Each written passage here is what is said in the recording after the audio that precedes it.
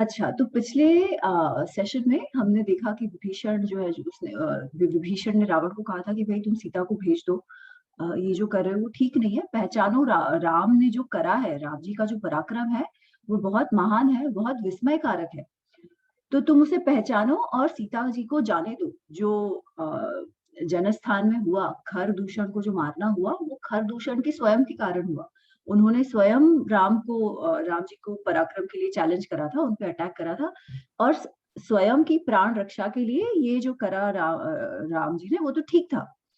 तो वो देखो कि अकेले अकेले 14,000 सैनिकों को उन्होंने मार गिराया, वाली को मारा। तो इस सब से तुम सीखो और उनसे पंगा मत लो, सीता जी को वापस लौटा दो।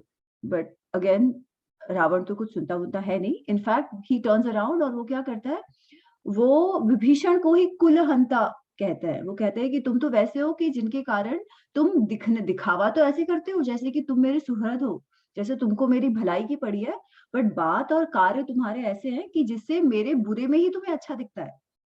कुल का विनाश हो, मेरा विनाश हो, क्योंकि मुझे इतनी प्रसिद्धि मिल गई है, मैं इतना महान बन गया हूँ, ये तुमसे देखा नहीं जाता। तुम्हें मेरे ऐश्वर्य से ईर्ष्या होती है, इसलिए तुम मुझे ऐसी ऐसी सलाह दे रहे हो। और हमारे जो विरोधी है उनकी प्रशंसा कर रहे हो, इसलिए तुम तो कुल हंता हो। अगर तुम्हारी जगह पर कोई और होता तो वो तो अभी के अभी यहाँ मर गया होता, वो यहाँ जीवित भी नहीं बचा होता, मैं मृत्युदंड देता। तो ये जब विभीषण सुनते हैं तो उन्हें भी बहुत गुस्सा आता है। वो कहते हैं कि अभी तक तो मैं तुम्हारे हित की बात कर रहा था, पर तुम्हारे दिमाग में नहीं जा रही वो बात, और उल्टा तुम मुझे अपना शत्रु समझ रहे हो। तो कोई बात नहीं, तुम जो कर रहे हो करो, लंका में शांति से रहो, मैं यहाँ अब नहीं रहूंगा। और विभीषण अपने 4 मंत्रियों के साथ निकल जाते हैं और राम जी के शरण में आते हैं। तो तब हमने पूरा देखा कि जो डिस्कशन हुआ राम जी और उनकी सेना के बीच, सुग्रीव, अंगद, सबने अपने अपने मंतव्य दिए कि विभीषण को रखना चाहिए या नहीं रखना चाहिए। फिर हनुमान जी ने इवेंचुअली कहा कि नहीं नहीं, आप ये जो सारे दोष बता रहे हो ये सब ठीक है, परंतु जितना विभीषण को हम जानते हैं और जिस परिस्थिति में वो यहाँ आए हैं, तो ठीक है, उनको, वो हमारे साइड अच्छे मनोभाव से आए आए हैं, तो हमें उनका स्वीकार कर लेना चाहिए। तभी सुग्रीव एक और बात लाते हैं। वो कहते हैं कि जो विपदा में पड़े हुए अपने भाई को छोड़कर आ सकता है, उसको हम कैसे, उसका भरोसा हम कैसे कर सकते हैं? उसने तो अपने भाई से विश्वासघात किया, तो हमारे साथ वो विश्वासघात नहीं कर सकता क्या? हम कैसे मान लें कि वो हमारे साथ ऐसा नहीं करेगा? तब राम समझाते हैं। वो कहते हैं कि कोई और परिस्थिति में ये ऐसा कोई करे तो वो बात सही है। जैसे कि हम कहते हैं कि घर का भेदी लंका ढाए, ये बात नॉर्मल परिस्थिति में ठीक है। मतलब ऑफ कोर्स ये तो फ्रेज ही इस परिस्थिति से आया है, परंतु जो एक्सप्लेनेशन राम जी ने दिया वो ये था कि कई बार ऐसी परिस्थिति हो जाती है कि जो खुद का अच्छा कह रहे हो, जो राजा के लिए अच्छी बात कहते हो, बट राजा को जो प्रिय ना हो, वैसी बात कही हो पर उसके हित में हो, तो कई बार राजा उस मनुष्य पर ही शंका करने लगता है। और इतने हद तक वो शंका बढ़ सकती है कि उस मनुष्य जो एक्चुअली तो अच्छा चाह रहा हो आपका, उसके प्राण उसकी प्राण को भी हानि पहुंच सकती है। इसलिए इस परिस्थिति में जो विभीषण की परिस्थिति है, उससे इतना हम अंदाजा लगा सकते हैं कि कदाचित वो मन में रावण का विरोध करने की प्रवृत्ति से नहीं आया, क्योंकि विभीषण ने तो रावण को अब तक सही सलाह दी थी। बट अब परिस्थिति ऐसी हो गई है कि विभीषण के स्वयं के प्राणों पर खतरा आ गया है, और इसीलिए स्वयं को बचाने के लिए, और ये देख कर कि जब सुग्रीव और वाली के बीच जब लड़ाई हुई थी, तब जिनका साथ राम जी ने दिया ना, वो सुग्रीव का अभिषेक हो गया और वाली की मृत्यु हो गई, वाली का वध राम ने कर दिया। तो कदाचित थोड़ा सा लंका को पाने की इच्छा से एक बार रावण चला जाए, क्योंकि विभीषण इज तो 100% श्योर कि रावण अब नहीं रहेगा। जो जैसे रावण का व्यक्तित्व रहा है और जैसे रावण की प्रवृत्तियां रही है, उससे अब उसका अंत आया है, ये विभीषण को पता चल गया है। तो कदाचित इस परिस्थिति में लंका का राज्य पाने के लिए वो यहाँ आए हैं, तो ये ठीक है। इस परिस्थिति में इसे एक्सेप्ट किया जा सकता है। तो ये एक्सप्लेनेशन देकर राम जी विभीषण का स्वीकार तो करते हैं, बट जैसे ही स्वीकार करते हैं, वो कहते हैं कि हाँ ठीक है, मैं तुम्हें शरणागति तो देता हूँ, तुम आ जाओ, तुम भी मेरे मित्र हो। सबसे पहला प्रश्न वो पूछते हैं कि लंका के फोर्टिफिकेशन के बारे में, रावण के स्ट्रेंथ के बारे में हमें बताओ। सबसे पहले। ठीक है, एक बात है शरणागत वत्सल होना, पर शरणागत वत्सल जब एक राजा होते हैं तब उनको प्रैक्टिकल विजडम भी होनी चाहिए। बुद्धि का प्रयोग कभी बंद नहीं होना चाहिए, कितने ही इमोशंस क्यों ना हो। और वो उस परिस्थिति में भी keeping a large heart, he still wants to know कि लंका का फोर्टिफिकेशन कैसा हो, प्रैक्टिकली इंपॉर्टेंट। विभीषण का आना सिर्फ एक राम को वत्सल शरणागत वत्सल के रूप में दिखाने का कोई हेतु नहीं है, परंतु उसका हेतु ये भी है कि जब हमारे पास कोई आया हो तो हम उसका किस तरीके से सही ढंग से स्ट्रेटेजिकली उपयोग कर सके, और यही राम जी ने किया भी। ठीक है, तो विभीषण ने बताया। अच्छा, अब ये टेस्ट भी थी, है ना, इसका उत्तर विभीषण क्या देता है, इससे पता भी चल जाएगा कि विभीषण उनके साथ था या उनके विरुद्ध में था, या कहीं वो रावण का वो जो अंगद और उन सबको डर था, सुग्रीव को डर था कि ये तो कहीं उसके स्पाई के तौर पे आया है, उसके चारण के तौर पे आया है, वो आकर कहीं आपकी सारे या अपनी जो इंफॉर्मेशन है वो शायद जाके वापस दे देगा। तो इस प्रश्न से, और वो क्या कहता है, इससे राम जी ने ये भी पता लगा लिया कि वो हमारी साइड है कि दूसरे साइड है। और इतना होते ही बिना कुछ और सोचे तुरंत के तुरंत विभीषण का अभिषेक कर दिया, कि वो राम ने बहुत स्पेसिफिकली विदाउट मिंसिंग वर्ड्स ये कह दिया कि मैं लंका में जाकर रावण और उनका साथ जो भी कोई दे रहे हैं उनका वध निश्चित ही करने वाला हूं, फिर वो पाताल में जाए या ब्रह्मा जी के पास जाए, कहीं पर भी जाए। तो ये तो होने ही वाला है, और ये हो जाए उसके पश्चात जो लंका है वो मैं तुम्हें दे दूंगा। और वो लक्ष्मण को कहते तुम पानी लेके आओ और उनका अभिषेक भी कर देते।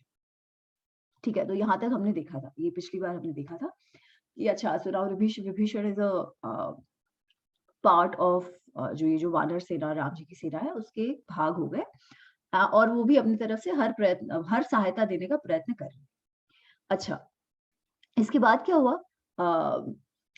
जो प्रश्न उपस्थित था राम जी की सेना के सामने कि समुद्र पार कैसे करें, वो तो था ही।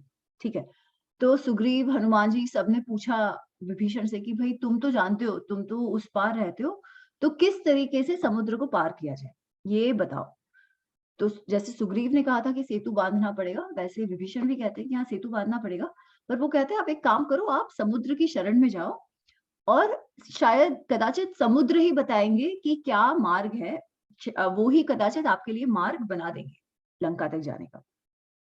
ठीक है, तो ये जो राम लक्ष्मण राम जी लक्ष्मण जी कुशा बिछाकर, चटाई बिछाकर, वो जो ग्रास घास की चटाई बनाकर उसे बिछाकर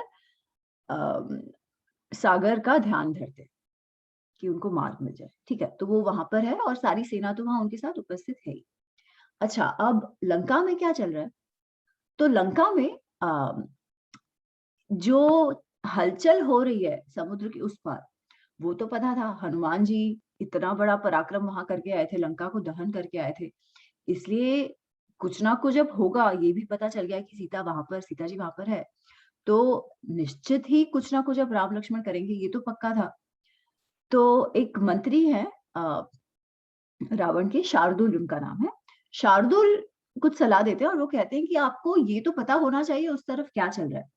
तो हम शुक नामक एक स्पाई है, उनके एक और सैनिक है, उनको कहते हैं कि आप शुक को वहां भेजो और एक काम करो, एक तो वहां उनकी सैन्य बल कितना है ये पता करो, उनकी क्या स्ट्रैटेजी रही है ये पता करो, पर उससे भी बड़ा काम हो सके तो सुग्रीव और राम में भेद कर दो, क्योंकि राम लक्ष्मण तो अकेले हैं, उनकी तो कोई स्वयं की सेना अयोध्या से आई है ऐसा नहीं है ना, उनका सारा बल तो ये वानरों का बल है जो सुग्रीव की सेना का बल है।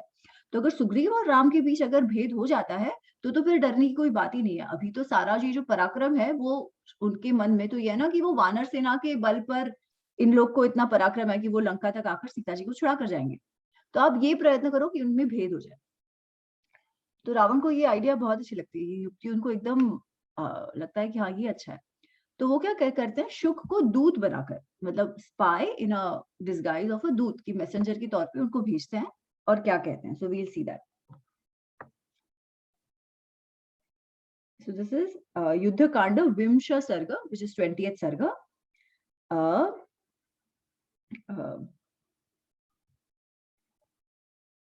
श्लोक नंबर 7, पेज नंबर 287, या तव दूत महाराज क्षिप्रम अर्हन्ति वेदितुम उपप्रदानम सांत्वम वा भेदो वा अत्र प्रयुज्यता। तो ये जो है वो शुक जो शार्दुल है वो रावण से कह रहे हैं कि रावण आप दूत भेजो, आप जल्दी ही दूत भेजो। और क्या करने के लिए? कि आप दूत तो भेज दो, उसके बाद आपको जो ठीक लगे आप करो, या तो आप सीता को भेज दो या तो आप इनके बीच भेद करवा दो। ठीक है, तो आप पता तो करो कि क्या है, हो सके तो उनके बीच अगर भेद हो जाए तो भी आपका काम तो हो जाएगा। तो रावण को ये बात अच्छी लगती है और वो एक मैसेज भिजवाते हैं शुक के साथ। ठीक है, तो वो मैसेज क्या है? श्लोक नंबर 9, पेज नंबर 288।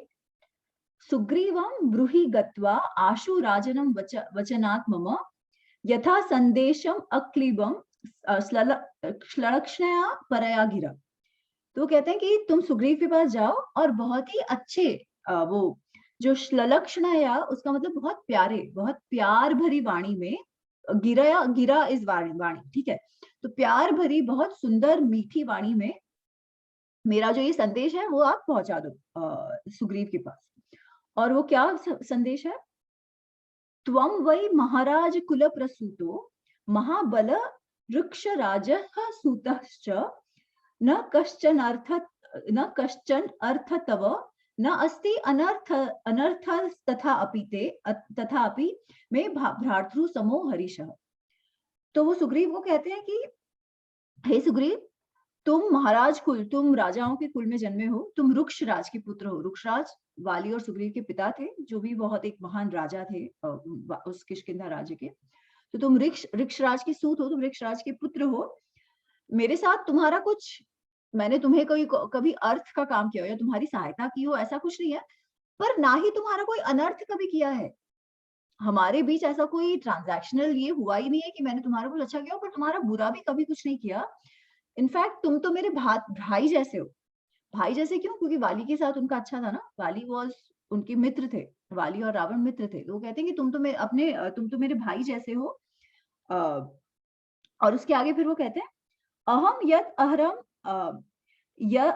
अहरम भार्याम राजपुत्रस्य धीमतः किम तत्र तव सुग्रीव किशिकिंधा प्रतिगम्यताम। कि मैंने जो किया है, मैंने क्या किया? ये राजपुत्र रावण जो है, राम है, उनकी भार्या का अपहरण किया। ठीक है, तुम्हारा क्या किया है? ना तो मैंने तुम्हारा कुछ बिगाड़ा है ना? तुमसे कुछ हानि हुई है ना, तुमसे कोई अर्थ का काम हुआ है ना, तुम्हारी सहायता हुआ है, फिर ना ही तुम्हारे विपरीत कुछ काम मैंने किया है। मैंने क्या किया है? मैंने तो राम की पत्नी का अपहरण किया है, उससे तुम्हें क्या लेना देना?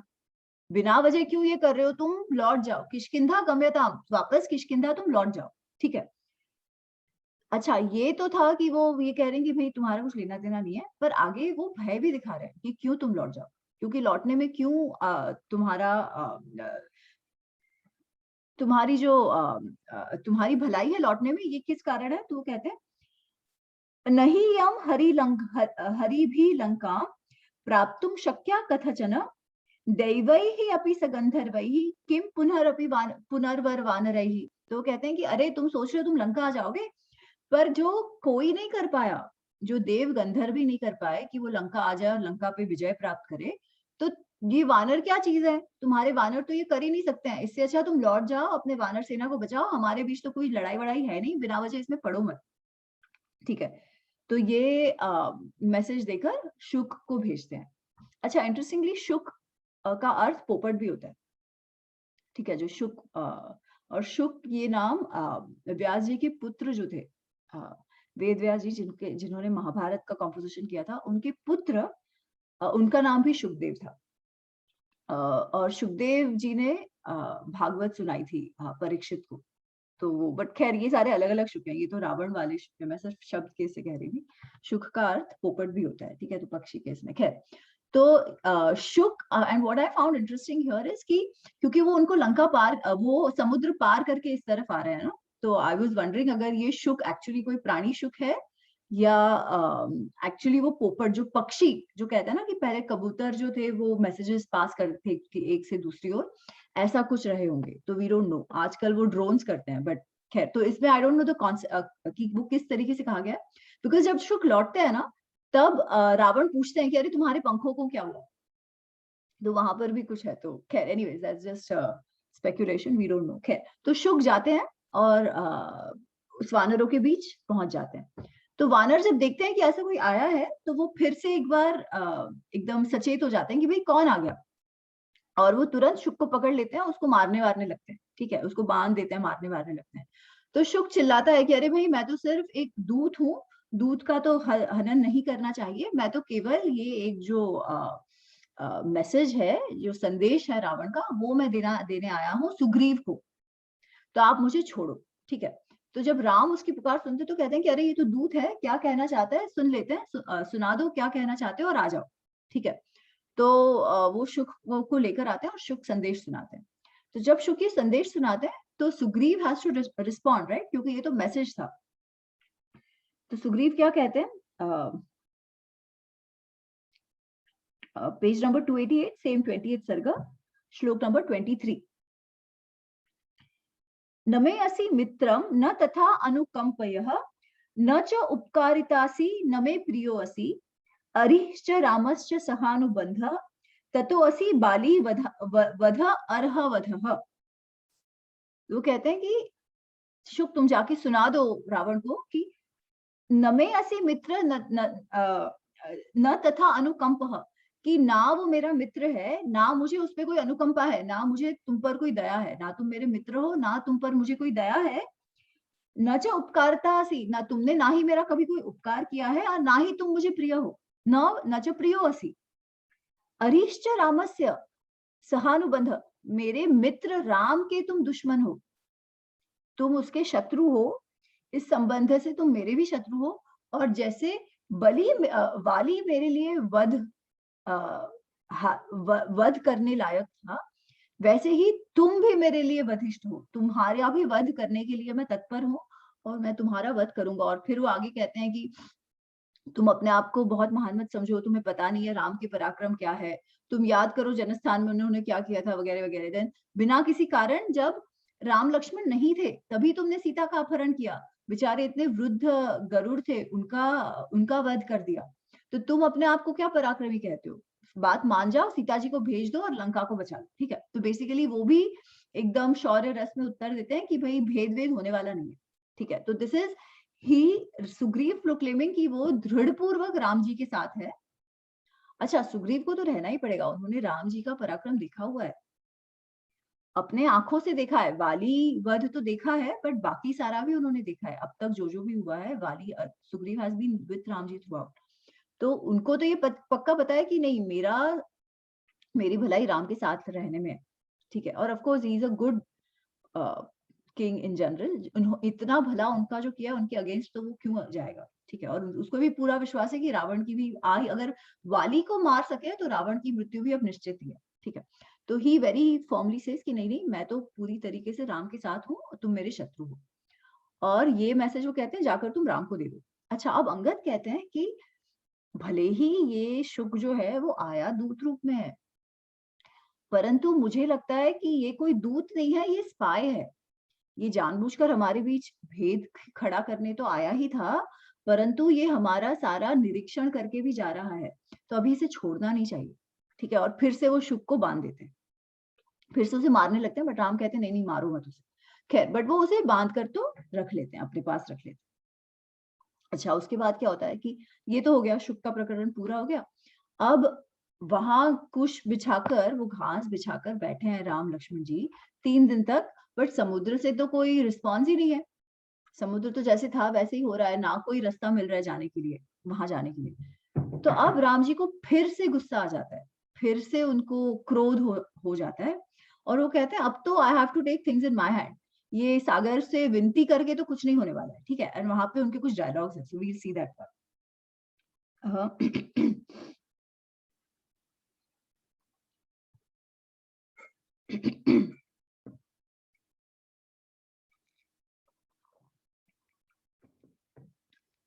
दिस इज एकविंश 21st सर्ग, पेज नंबर 290, श्लोक 11 ऑनवर्ड्स। स त्रिरात्रोषितः तत्र नयज्ञ धर्मवत्सलः उपासत तदा रामः सागरं सरितां पतिं न च दर्शयते रूपं मंदो रामस्य सागरः प्रयतेन अपि रामेण यथा अर्हम अभिपूजितः। कि 3 रात्र त्रिरात्र वहां पर वो रहे और समुद्र की पूजा की, परंतु मंद समुद्र उसने अपना रूप ही नहीं दिखाया। तब फिर क्या हुआ? समुद्रस्य तथा क्रुधो राम रक्त लोचनम लोचनः समीपस्थम उवाच इदम लक्ष्मणम शुभ लक्ष्मण शुभ लक्षण। तो वो क्या करते हैं, वो एकदम क्रोध में भर जाते हैं, क्रोध से उनकी आंखें लाल हो जाती है और राम कहते हैं, राम लक्ष्मण से कुछ कहते हैं। क्या कहते हैं? अवलेपः समुद्रस्य न दर्शयति यः स्वयं प्रशमा क्षमा चैव आर्जवं प्रियवादिता असमर्थ फला हेतु निर्गुणेषु सताम गुणः। तो वो कहते हैं कि ये समुद्र का एरोगेंस तो देखो, अवलेप मतलब एरोगेंस, ये समुद्र का एरोगेंस तो देखो, मैं इतनी पूजा कर रहा हूँ, इतने विनम्रता से बोल रहा हूँ, पर फिर भी हमारी बात मान नहीं रहे हैं, फिर भी दर्शन नहीं दे रहे हैं। और फिर वो क्या कहते हैं कि प्रशम की शांति रखना, क्षमा कर देना, बहुत सीधे से बहुत स्ट्रेट फॉरवर्डली डील करना, कि प्यारी प्रियवादिता, प्रिय वचन बोलना, ठीक है। प्रशम मतलब शांति, क्षमा मतलब फॉरगिवनेस, आर्जव मतलब वेरी स्ट्रेट फॉरवर्डनेस, बहुत सीधे सीधे बिना किसी कटुता के, बिना किसी कुटिलता के डील करना, और प्रियवादिता मतलब अच्छा बोलना। ये सारे अच्छे लोगों के गुण हैं। सताम गुण, ये सारे अच्छे लोगों के गुण हैं। इससे निर्गुण लोग जो है उनको वश में नहीं किया जा सकता, जो इनमें कोई गुण ही नहीं है। ये गुण केवल गुणकारियों पे काम करेंगे। जिनमें ना कोई गुण है, ना इन गुणों की वैल्यू है, उन पे ये गुण कभी काम ही नहीं करेंगे। तो इनके लिए क्या करना होगा? श्लोक नंबर 16, न सामना शक्यते कीर्ति न सामना शक्यते यशः प्राप्तु लक्ष्मण लोके अस्मिन् जयो वा रणमूर्धनि। वो कहते हैं ऐसे लोगों के साथ जो निर्गुण है, जिनमें दर्प भरा हुआ है, जिनमें ये सारे अवगुण भरे हुए हैं, तामसिक गुण भरे हुए हैं, उनके साथ समझाने से कोई कीर्ति प्राप्त नहीं होगी, क्योंकि वो समझाने से कोई बात नहीं करेंगे। सामना मतलब समझाना। उनको समझाने से, ऐसे लोगों के से जब आप डील कर रहे हो, तो उनको समझाने से कोई यश भी आपको प्राप्त नहीं होगा। उनपे अगर आपको जय पाना हो तो क्या करना होगा? रणमूर्धनि। आपको उनके साथ रण पर ही जाना पड़ेगा। There is no other way. जो ऐसे लोग हैं जिनको गुणों की कोई परवाह नहीं है, इनके साथ आप वैसे का वैसा बहुत प्यार से, बहुत न्याय पूर्वक, बहुत जस्टिस पूर्वक, बहुत शांति से डील नहीं कर सकते। आपके लिए दंड का ही मार्ग है केवल। वो दंड का मार्ग, यहाँ वो कहते हैं वो युद्ध का मार्ग, रणमूर्धनि, वो दंड का मार्ग ही आपको लेना पड़ेगा। ठीक है। तो राम ऐसे कह के क्या अपना धनुष बाण उठाते हैं और कहते हैं कि अब तो ये समुद्र देख ले, मैं समुद्र को पानी से पानी सारा सोख लूंगा इसका, मेरे बाणों से इसको फिर एक बार एकदम ड्राई कर दूंगा, एकदम सुखा डालूंगा, और फिर तो हम चल के पहुंच जाएंगे। ऐसा मैं करूंगा, अब तुम बस देखो। ठीक है। और वो अपना धनुष बाण निकाल के बाण चलाने लगते हैं, अस्त्र चलाने लगते हैं। तो सब कुछ हिलने लगता है।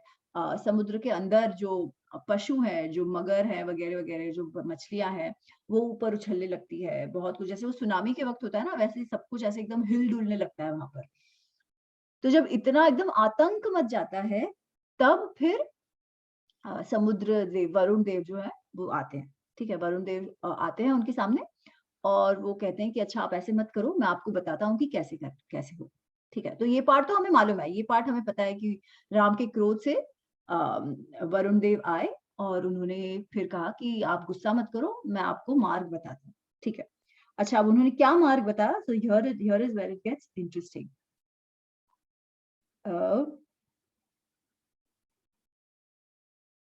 कहाँ गया?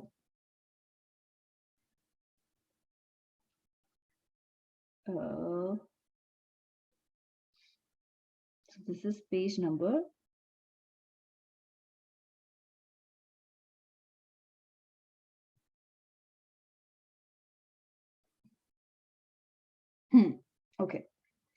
page number 296 एंड 22nd सर्ग, ठीक है, हम 22nd सर्ग पेज नंबर 296 पे है, श्लोक नंबर 45, ठीक है। तो अब तक वो पूरा डिस्क्रिप्शन है कि राम जी ने कैसे पूरा एकदम अपने बाणों से किस तरीके से प्रलय पूर्वक वातावरण खड़ा कर दिया, ये सब सारा डिस्क्रिप्शन है। फिर उससे डर के समुद्र, वो वरुण देव का वर्णन है, वो किस तरीके से आते हैं वगैरह वगैरह, और एक आध स्टोरी उसमें है। तो बेसिकली वो सारा होता है। और फिर अब वरुण देव कहते हैं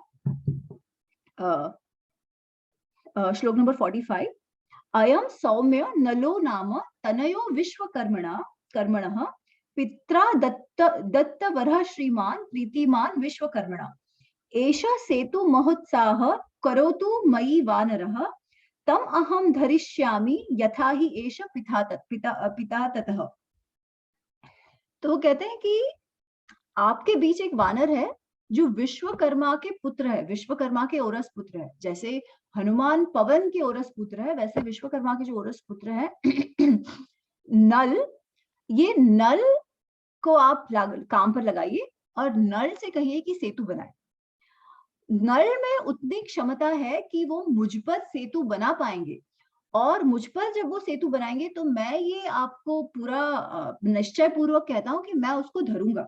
अहम धरिष्यामि तम सेतु, उस सेतु को मैं धरूंगा, ठीक है। तो आप नल को काम पे लगाइए, वो विश्वकर्मा के पुत्र है, और विश्वकर्मा जैसे ही उनको वर प्राप्त है, वो उतने अच्छे इंजीनियर है, वो इतने अच्छे इंजीनियर है, वो इतने अच्छे आर्किटेक्ट है। विश्वकर्मा हम सब जानते हैं, वो जो सारे आर्टिस्ट होते हैं ना, स्पेशली जो आर्किटेक्ट वगैरह, तो विश्वकर्मा को कहते हैं कि वो देवों के आर्किटेक्ट है, वो देवों के इंजीनियर है। तो आज भी जो इंजीनियरिंग स्कूल वगैरह होती है, वहां विश्वकर्मा पूजा होती है। ये जो सारे आर्किटेक्ट आर्टिसंस जो आर्किटेक्चर में होते हैं, जो मंदिर वगैरह बनाते थे, उन सबके अधिष्ठ देवता जो होते हैं, वो भी विश्वकर्मा होते हैं, ठीक है। तो ये कहते हैं कि ये आपके बीच जो है वो विश्वकर्मा के पुत्र हैं, औरस पुत्र हैं, ये आपकी सहायता करेंगे, ठीक है। अच्छा, अब जब ये बात समुद्र कहते हैं, तो नल को जब कही जाती है, तब उसे फिर से लगता है कि हाँ यार, मैं तो ये कर सकता हूँ। उनको याद आता है कि हाँ, मेरे में तो ये समझ है, मेरे में ये ज्ञान है, मैंने ये करा भी है, मेरी माता को ये वर दिया था विश्वकर्मा ने कि मुझ में ये सारा ज्ञान आएगा, तो मैं निश्चित ही इस पे काम पर लग सकता हूँ। और वो काम पर तुरंत लग जाते हैं, वो सारे वानरों को काम पर लगा देते हैं। अच्छा, अभी तक जो हम जनरली सुनते हैं सेतु निर्माण की कथा, वो आप सबको ज्ञात होगी कि एक एक पत्थर लेके उस पे राम का नाम लिखकर वो पानी में फेंकते थे और पत्थर तैर जाता था पानी पर, है ना? यही हमने सुना है। एटलीस्ट मैंने तो ये सुना है, जो इवन जो रामानंद सागर की जो सीरियल थी, उससे भी ये था कि भाई राम जी का नाम लिखो, एक पत्थर फेंको। फिर उसमें वो गिलहरी भी एक है। मुझे एक्चुअली ये कहानी बहुत पसंद है, ठीक है। और उसमें वो गिलहरी का जो काम है कि भाई वो एक गिलहरी भी उसमें लग जाती है, और हम कहते हैं कि हम तो राम की गिलहरियां हैं, कि जितना भी जिससे हो उतना वो काम करे। तो वो गिलहरी वाली जो कथा है, वो तो मुझे बहुत प्रिय है, बहुत अच्छी कथा है वो। परंतु ये सेतु निर्माण कैसे होता है? आई थिंक कहीं तो we do disservice to Nal by not reading Valmiki Ramayana. At least ये पार्ट जो जो सेतु बांधने का जो प्रक्रिया है, तो इसमें तो पूरा डिस्क्रिप्शन दिया हुआ है, उन्होंने सेतु कैसे बांधा। और वो सेतु कैसे बांधा, बहुत, वो जैसे ही काम पे लगा दिए तो सहस्त्र कोटि वानर वहां पे थे ना, सहस्त्र कोटि सेना में लोग थे, और बहुत शक्तिशाली वानर थे। तो वो सब काम पे लग गए, वो लोग तुरंत ही भागे। जो वहां पे बहुत सारे पत्थर थे, बड़े बड़े बोल्डर्स थे, बड़े बड़े झाड़ थे, बड़े बड़े वृक्ष थे, जैसे ताड़ के पेड़ के जो ट्रंक्स वगैरह थे, वो सारे सारे उठा के लेके आए, ठीक है। बड़े बड़े वृक्ष, बड़े बड़े पत्थर, बड़े बड़े शिखर के शिखर उठा के लेकर आए वो लोग, और पानी में डालते गए, ठीक है। और नल ने उनको बांधना शुरू किया।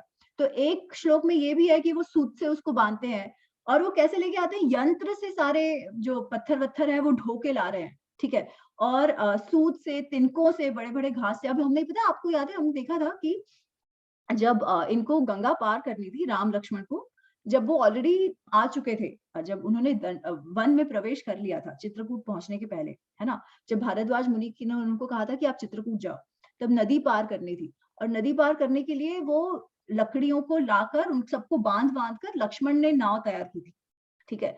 तो उसी तरीके से जैसे वो लंबे लंबे घास के पत्ते या बम्बू के पत्ते या जो भी कुछ रहा होगा, वो जो सूत वगैरह तिनके जो भी रहे होंगे, उनसे बांध बांध कर बड़े बड़े पत्थरों को, झाड़ों को, उन सब से बांध बांध कर बड़ी लंबी प्रक्रिया से नल ने एक्चुअली सेतु निर्माण किया।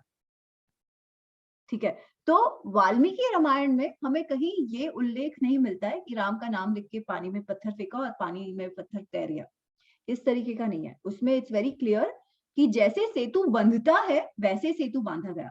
और उसका अगर हम आज मानते हैं कि वो जो नल सेतु या राम सेतु जो हमको दिखता है, जो रामेश्वरम के पास है, अगर वो सेतु सही में है तो वो सिर्फ पानी में पत्थर फेंक के तो नहीं हुआ है ना, वो तो एक्चुअली जमीन में है। It is a proper bridge which goes across to Lanka.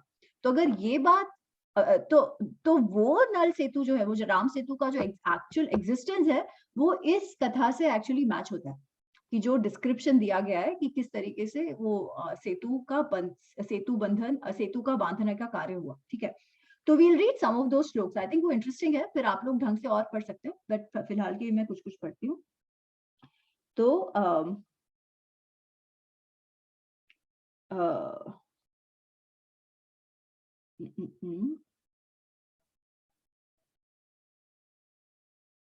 कहाँ से पढ़ूं?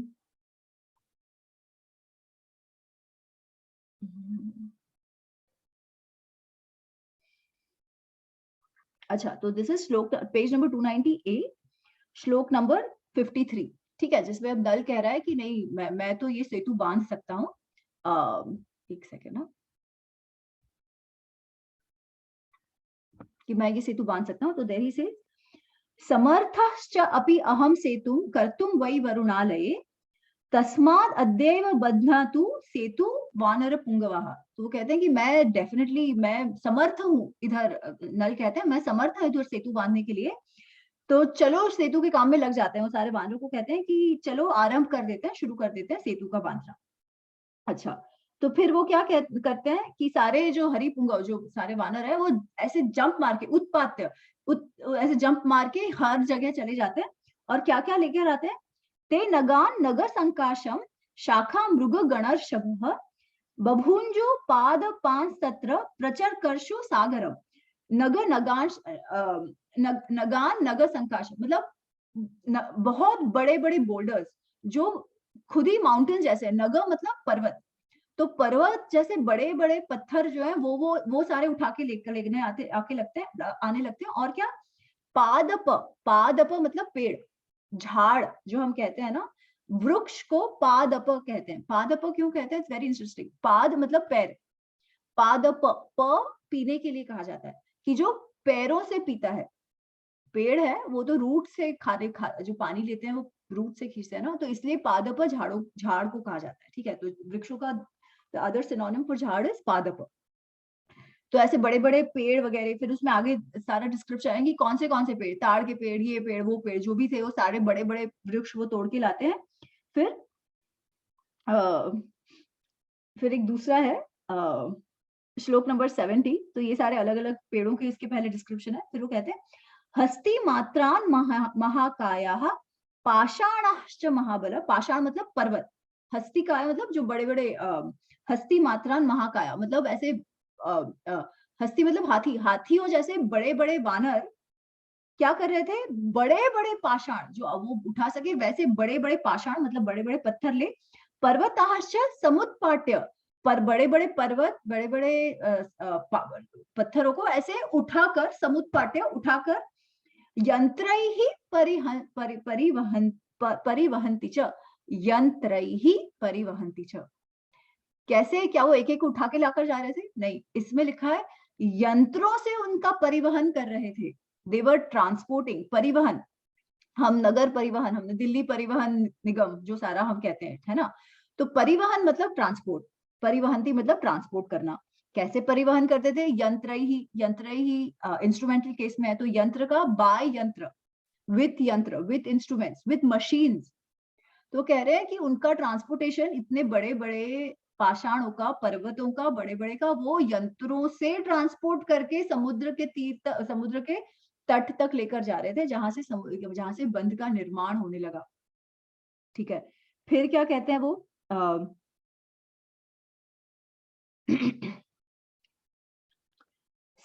श्लोक नंबर 62। समुद्रं क्षोभयामास मासुनि मासुः निपन्तः समन्ततः सूत्राणि अन्यै प्रगृह्णाति हि आयतं शतयोजनम्।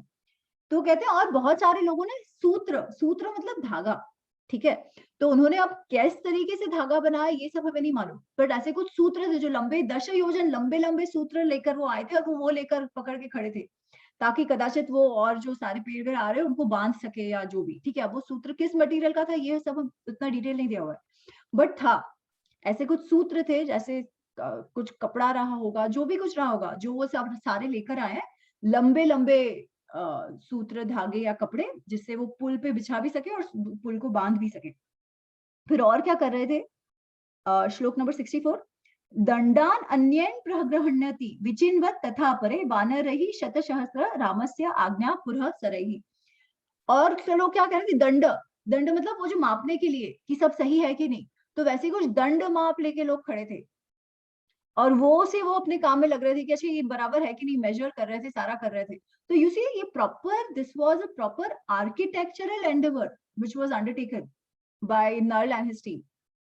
ये ऐसी हवा की बात नहीं है, this was not a miracle that happened, ठीक है। अच्छा, अब हम कहेंगे मिरेकल नहीं है तो समुद्र देव की बात कहां से आ गई कि वरुण आके उनको बताते हैं कि भाई तुम ऐसे करो, ये तो फिर मिरेकल हो गया, ये बात कहां से आ गई, ठीक है। तो I was just thinking about it, there could be many explanations to this, but मैं ये सोच रही थी अगर हम वरुण देवता को इस रूप में ना देखें, बिकॉज हमें पता है इतिहास कैसे होता है, इतिहास होता है पूर्वकृतम कथा युक्तम, ठीक है।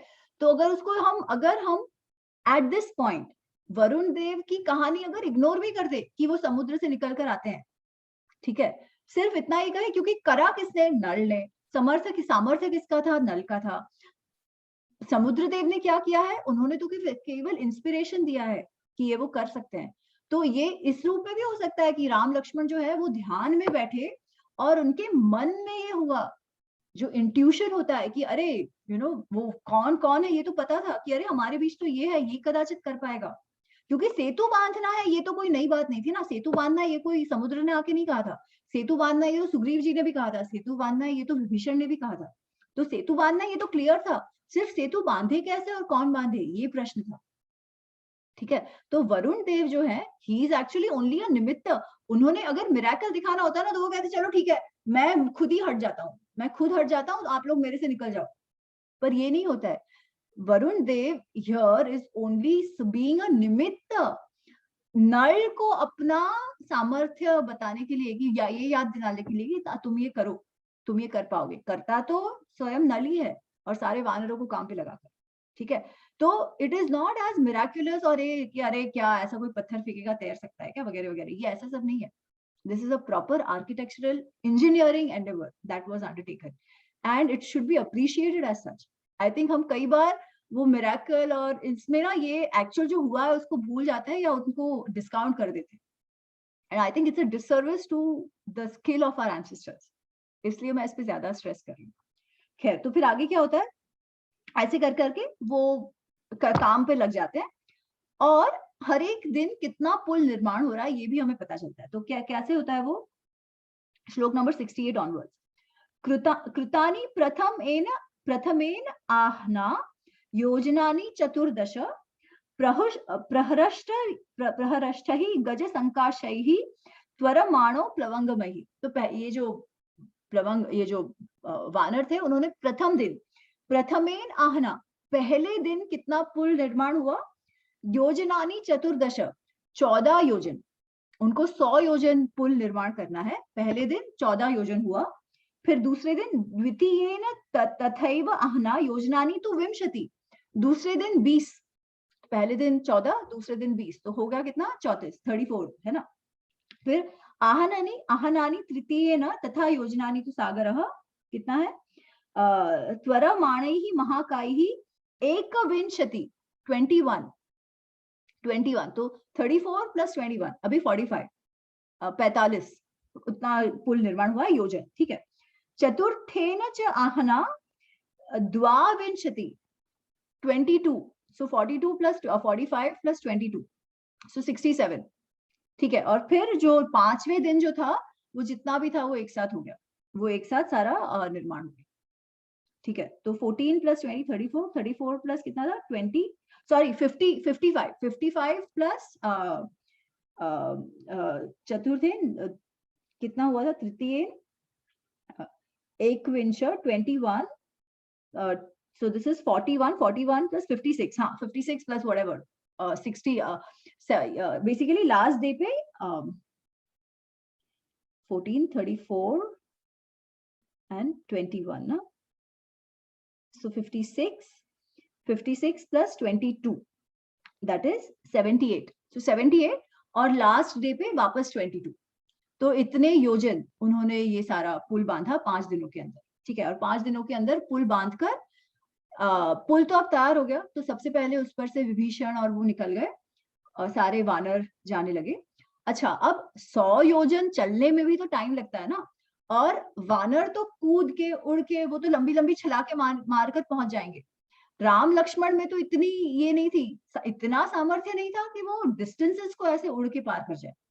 तो उनके लिए क्या किया, हनुमान जी और अंगद ने एक एक को अपने कंधे पे बिठाया और पार करवाया, ठीक है। तो जो राम और लक्ष्मण को कंधे में बिठा के पार करवाया, और बाकी सारे वानर जो थे वो उस पुल पर चलकर, तो इसमें डिस्क्रिप्शन ऐसा है कि कुछ पुल पर चले, कुछ कुछ तो पानी में कूद जाते, पानी में कूदते, थोड़ी देर तैरते, फिर इस पे चढ़ जाते, और ऐसे कर करके पुल पार हो गया, समुद्र पार हो गया, और राम लक्ष्मण सुग्रीव अंगद हनुमान जी सारी वानर सेना लंका पहुंच जाती है, ठीक है। अच्छा, अब लंका पहुंचने के बाद वापस लंका के बहुत सारे डिस्क्रिप्शंस हैं, तो राम जी कहते हैं कि अरे देखो तो ये लंका कैसी है, मतलब वो तो समुद्र तट पर है, लंका तो फोर्टिफाइड है ना, वो लंका की जो पृथ्वी है, जमीन है, उधर पहुंच गए, तीर उसके जो तट है वहां पहुंच गए, परंतु लंका तो फोर्टिफाइड है ना, वो तो और अंदर है जाकर, नॉट स्टार्टिंग एट द तट, वो तो पर्वत पर है, वो कौन सा त्रिकुट पर्वत या कुछ नाम हमें दिया था, उस पर्वत पर स्थित है। तो अब यहां से राम जी देखते हैं कि अरे ये लंका जो है, ये तो देखो जैसे गगनचुंबी हो, आकाश में जैसे लाइंस बना रही हो, रेखाएं आलेखित कर रही हो, वैसी है ये लंका। तो पर्वत पर तो है ही, ऊंचाई पर तो स्थित है, पर वहां की इमारतें भी इतनी बड़ी बड़ी है, जो सारे प्रासाद हैं, जो सारी बिल्डिंग्स है, जो भवन्स हैं, वो भी इतने बड़े बड़े हैं जैसे वो आसमान को छू रहे हो, गगन को छू रहे हो, ठीक है। तो ये थोड़ा सा डिस्क्रिप्शन है उसके बाद फिर से लंका का। तो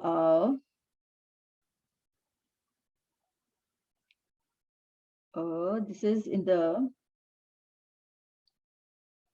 हाँ फिर वो और कहते हैं कि अरे भाई बेसिकली वो गगनचुंबी इमारतों के बारे में कहते हैं, वो वहां के पेड़ पौधों के बारे में कहते हैं कि अरे ये तो बहुत ही सुंदर पुष्पों से लदे हुए यहाँ के पेड़ वगैरह, वो सारा डिस्क्रिप्शन है। और वो कहते हैं कि अच्छा, सारे जो वानर है उनको अब कहीं ना कहीं स्थान ले लेना चाहिए, ठीक है, दे नीड टू बी पोजिशन्ड इन अ वे कि वो एक तो सुरक्षा भी कर सके और लंका को घेर भी सके। तो इस तरीके से वो सबको काम पे लगा देते हैं सारे इस पे। और कोई उन्हें सजेस्ट करता है कि वहां पे सुवेल नाम का एक और पर्वत है जो वो फोर्टिफिकेशन के बाहर है, तो वो कहते हैं कि आप सुवेल पर्वत पर चलिए, तो जहां से आपको सही से लंका दिखेगी भी, तो वो सारे लोग सुवेल पर्वत के पास पहुंच जाते हैं। अच्छा, और अब तक वो जो शुक है वो तो इनके साथ था, है ना, शुक को तो बंदी बना रखा था, तो यहाँ पहुंच के वो शुक को छोड़ देते हैं, क्योंकि वो चाहते हैं ना कि रावण को पता चले कि वो पहुंच गए हैं। ये उनका चैलेंज था रावण को कि हम आ जाएंगे, और वो वहां पहुंच गए, तो रावण को ये पता होना तो आवश्यक था। अच्छा, now see this is very interesting, हमको लगेगा कि रावण इतना बड़ा राजा, उसने तो 24 घंटे क्या चल रहा है शत्रु सेना में, इसका ध्यान रखना चाहिए था। इतना बड़ा पुल बन गया और रावण को पता भी नहीं चला कि इतने लोग मेरे यहाँ पहुंच गए हैं, ठीक है। तो ऐसा कैसे हो सकता है, ये क्या क्या ये संभव है? तो अगर हम पास्ट देखें, ठीक है, a lot of these things we can only interpret अगर हमारे पास ऐसा कोई डेटा पॉइंट हो कि ऐसे पहला भी हुआ था क्या, ठीक है, तो फिर इस बात को हम ज्यादा दृढ़ता पूर्वक कह सकते हैं कि हाँ ये पॉसिबल है। तो आपको याद है जब जनस्थान में वो खर दूषण का जो युद्ध हुआ था और 14,000 राक्षस जब वहां मारे गए थे, तो शूर्पणखा ने सबसे पहले रावण को ये बात बताई थी। रावण को तो पता ही नहीं था, वो तो अपने में मदमस्त था, वो तो अपने इसी में पड़ा हुआ था। क्योंकि उसे तो यही लग रहा था ना कि मैं तो दिग्विजय हूँ और मैं तो एकदम अमर हो चुका हूँ, मुझे तो कोई मार ही नहीं सकता, है ना? इसलिए उसे कभी ये लग ही नहीं रहा था कि उसे अपना स्पाई नेटवर्क वगैरह एस्टेब्लिश करना चाहिए, क्योंकि एक तो लंका आएगा कौन? और आएगा तो भी उससे तो कुछ कर नहीं सकते। तो तब शूर्पणखा ने भी उसे कहा था कि तुम जो कर रहे हो ये सही नहीं कर रहे हो। एक राजा जो होता है, उसकी आँखें होती है, जो स्पाइज़ उनके हैं, जो उनके चारण नेटवर्क है, वो उनकी आँखें होती है। तो तुम्हारे तो कुछ है ही नहीं, तुम्हें तो कुछ पता ही नहीं क्या चल रहा है। ऐसी ऐसा तो वही वैसे राजा की तो विपत्ति वैसे राजा पर विपत्ति आना निश्चित ही है। ये तब शूर्पणखा ने कहा था, ठीक है? एंड थ्रू आउट वी सी उसके बाद तो रावण के जो कृत्य रहे हैं वो और नीचे ही जाते जा रहे हैं, ठीक है? इतने हद तक कि उसकी जो प्रैक्टिकल बुद्धि है, वो भी कहीं न कहीं से अब मात खा रही है। ठीक है? विनाश काले विपरीत बुद्धि।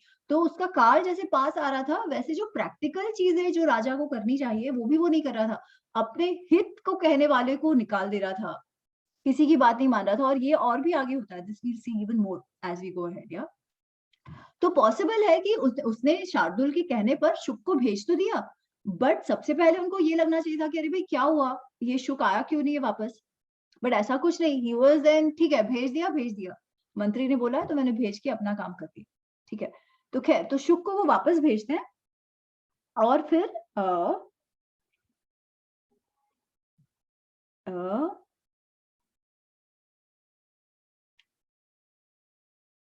उम,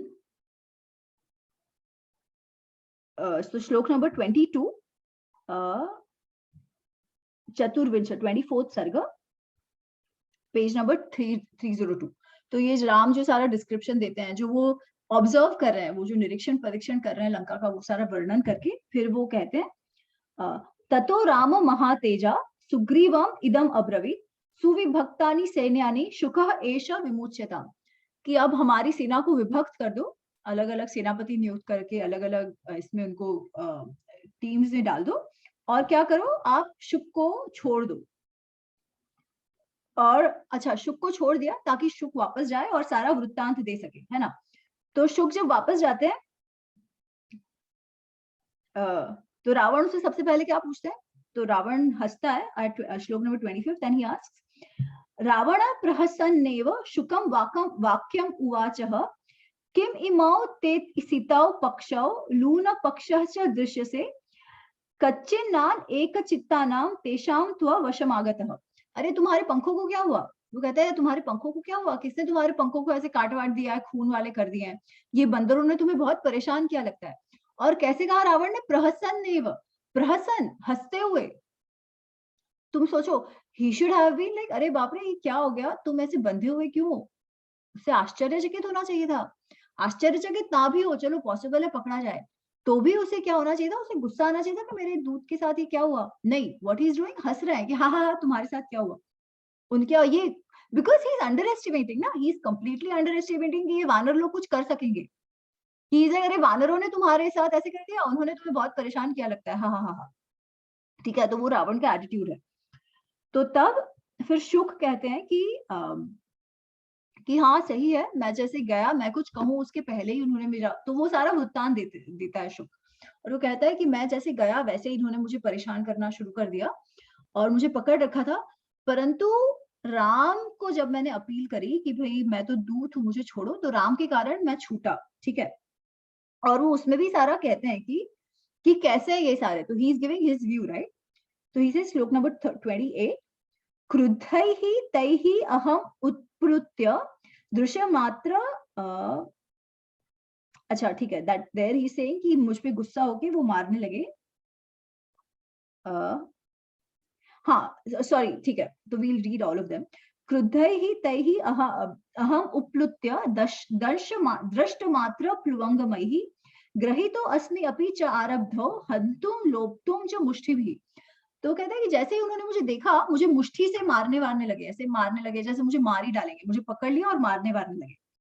न ते सम्भाषितुं शक्यः, सम्प्रश्नो अत्र न विद्यते, प्रकृत्या कोपान् तीक्ष्णाः वानराः राक्षसाधिपः। वो कहते हैं और उनसे बात करने का तो कोई प्रश्न ही नहीं था क्योंकि वो मेरी बात सुनने ही वाले नहीं थे। क्योंकि वो कहते हैं प्रकृति से ही ये जो वानर हैं, ये जो लोग हैं उस सेना में, वो बहुत तीक्ष्ण कोप वाले हैं, तीक्ष्ण क्रोध वाले हैं। बात बात पे क्रोधित हो जाते हैं, जो ऐसे लोग हैं उनसे क्या बात करो, ठीक है। तो फिर वो कहता है सच हंता विराधश्च कबंधश्च खरश्च च सुग्रीवो सहितो राम सीतायाः पदमागतः।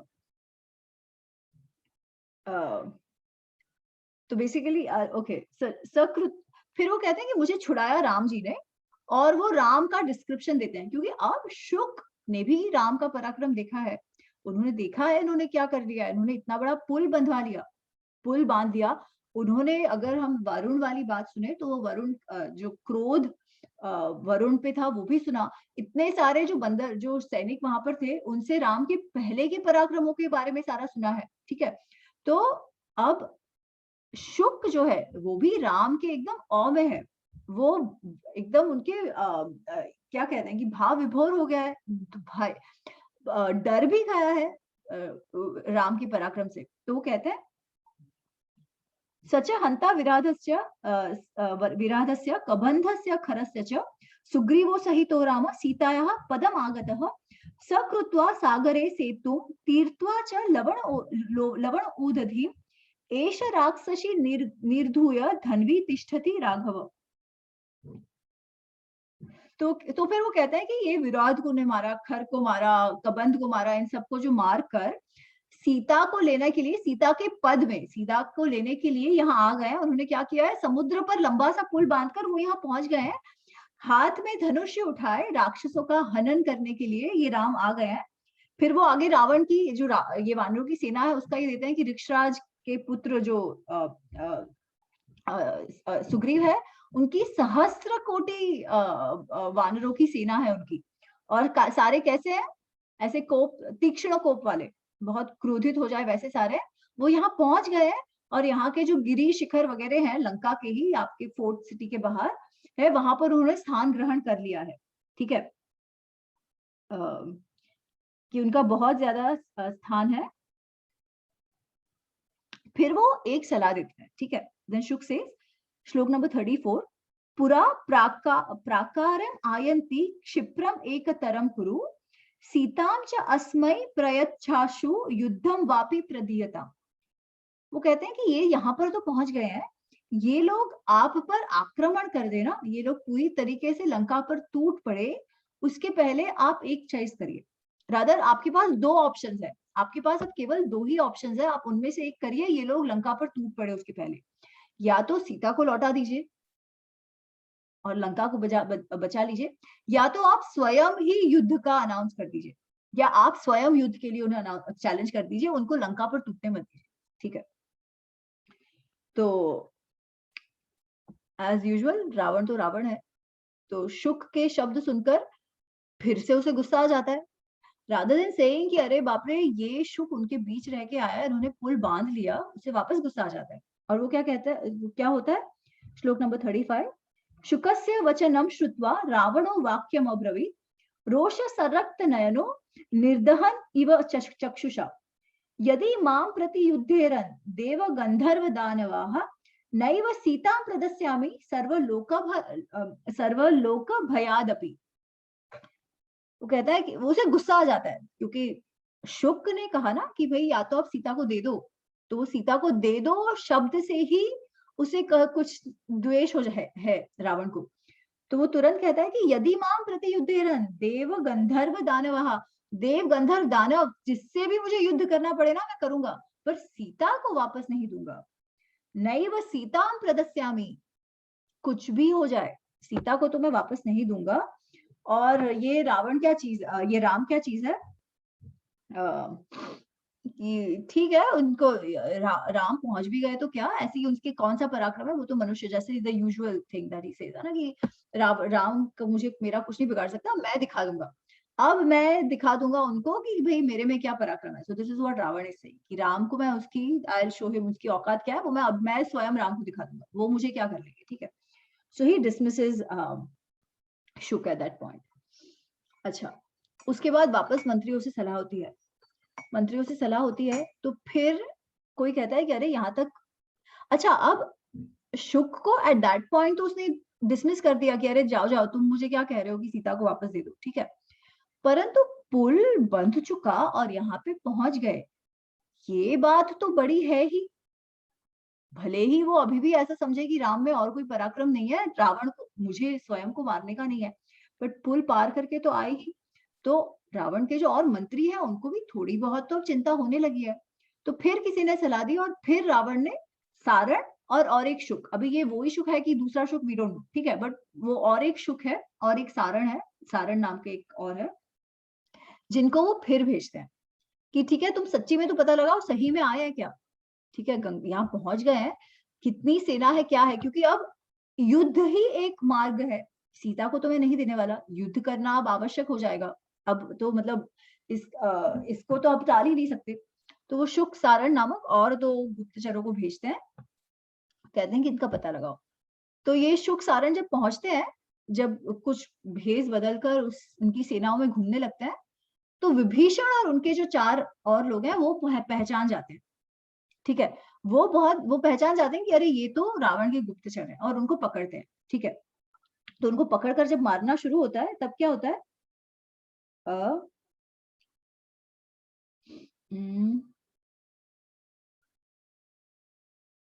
और उनको मार, तो फिर ये वापस चिल्लाने लगती है, अरे छोड़ो छोड़ो, हमको तो रावण ने भेजा था, हम तो केवल ये देखने आए थे कि क्या सेना है, हमको रावण ने भेजा था, आप हमें मारो मत, ठीक है। तो राम के सामने जब इन दोनों को लाया जाता है तब वो हंसने लगते हैं, ठीक है, क्योंकि अब ये भी है कि रावण थोड़ा सा तो हिल गया है, भले वो माने कि ना माने, कि इतने गुप्तचरों को अब भेज रहा है, जो पहले से करना चाहिए था पर अब कर रहा है, कि पता लगाने के लिए, भेद उत्पन्न करने के लिए।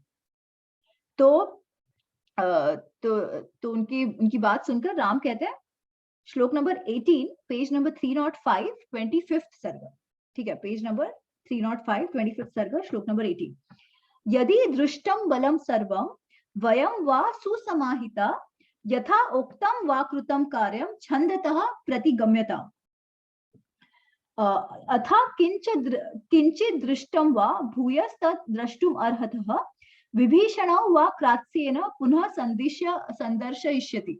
तो रावण कहते हैं कि अच्छा तुम देखने आए थे ना कि हमारा क्या बल है, क्या हमारी सेना है वगैरह वगैरह, कोई बात नहीं, अगर तुमने देख लिया है, यदि दृष्टम बलम सर्वम वयम वासु समाहिता, हमारी जो पूरी सेना है, जो हमारी अरेंजमेंट है, वो सब अगर तुमने देख लिया है तो बहुत अच्छी बात है, जाओ, जो देखा है ना यथा उत्तम, जैसे देखा है वैसा ही अथा यथा युक्तम कृत कार्य जाकर बता दो, प्रतिगम्यता, जाकर रावण को बताओ, और अगर कुछ देखना शेष रह गया हो, यदि किंचित अदृष्टम वा, अगर और कुछ नहीं देखा और या कुछ वापस देखना चाहते हो तो भी बताओ, विभीषण प्राच्य न आप तुमको पूरी जानकारी दे देंगे, ठीक है। अच्छा, now see Ram strategy, see his tactic, वो रावण को और भयभीत करना चाह रहे हैं, these are all psycho ops, है ना, कि भाई जो तुम्हारा शत्रु है वो ऑलरेडी थोड़ा सा डर गया है and you are very sure कि तुम्हारे में पराक्रम है, तो कई बार तो डराकर ही बात आप अपनी बात मनवा सकते हैं, तो इसे मुझे छुपाने की कोई आवश्यकता नहीं है, आई एम वेरी कॉन्फिडेंट, मेरे पास क्या है, it also shows his confidence, ठीक है, जो क्योंकि ये जो भी कुछ हुआ ये सारा जाके शुक और सारण जाके बताएंगे ना रावण को, तो वो कह रहे हैं he is playing the game now, he is also playing a mind game now, he is like नहीं नहीं तुम जाओ, तुम लोग यहाँ आए थे, हमने तुम्हें पकड़ लिया, तुमको ये देखना था ना, देख लो, हम तुमको और जानकारी देते हैं, जो जैसा है जाके रावण को बताओ, ताकि उसे पता चल सके कि वो किससे चैलेंज कर रहा है, ठीक है। तो ये होता है खैर, और शुक सारण को भेज देते हैं, शुक सारण जाते हैं, फिर से वो रावण को कहते हैं कि भाई इनकी सेना का तो हम गिनती कर सके ऐसा भी नहीं है, इतनी महान इनकी सेना है, और वो कहाँ कहाँ पर है ये सब बताते हैं, और वो ऑफकोर्स जो सीता को छोड़ने की बात तो नहीं, पर जो मुख्य मुख्य वानर सेनापति है, सुग्रीव, अंगद, बाकी जितने भी है, तो अगले 2 चैप्टर्स में ना उन सबका डिस्क्रिप्शन है कि उनकी क्या पूरे 2 चैप्टर्स उसके हैं कि कौन से सेनापति हैं, उनके क्या क्या शक्तियां हैं, वो क्या क्या कर सकते हैं, क्या क्या नहीं कर सकते वगैरह वगैरह, ठीक है। तो हर एक का डिस्क्रिप्शन शुक और सारण जो है वो रावण को देते हैं। अच्छा, अब ये तो हुआ, अब इसके बाद कुछ और इंटरेस्टिंग होता है कि Ravan is like let me try another plot, क्योंकि सबसे पहला तो ये है ना, ये लोग आए तो सीता को लेने के लिए है, सीता को तो छोड़ना नहीं चाहता, सीता को छोड़ना भी नहीं चाहता, सीता को तो केवल मैं पाना चाहता हूँ, ये रावण के मन में है। मतलब इतना ज्यादा काम उसके मन में है कि वो ये भी नहीं देख पा रहा कि इस समय क्या आवश्यक है।